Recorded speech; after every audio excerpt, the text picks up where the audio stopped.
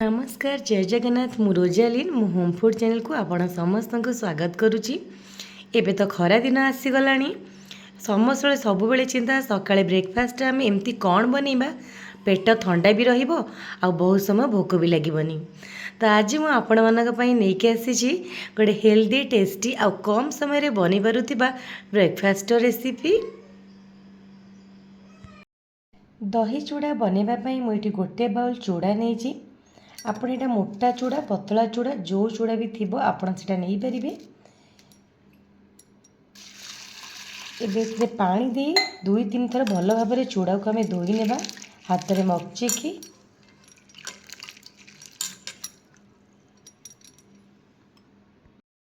2-3 थर चूड़ा को भल भाव धोईकी नहीं जाइए। एटा किछि समय रहिला परे भल भाव बतुरी जिवो आ फुली जिवो। एबे एथिरे आमे दही मिसेइबा, कला लुण कि पिंक सल्ट जहाँ करथिबो मिसेइबे। एबे आको भल भाव मिक्स कर दबा।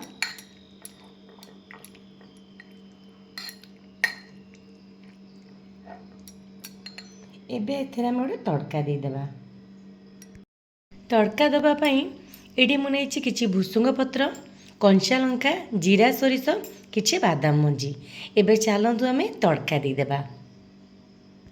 तड़का पैन में मु गोटे चमच तेल नहीं, तेल गरम हो गलानी।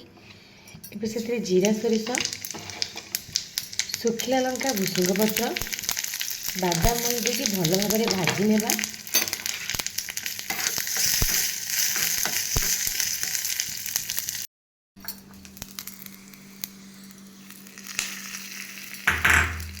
एबे इथिरे पकेकी आमे गोली देबा।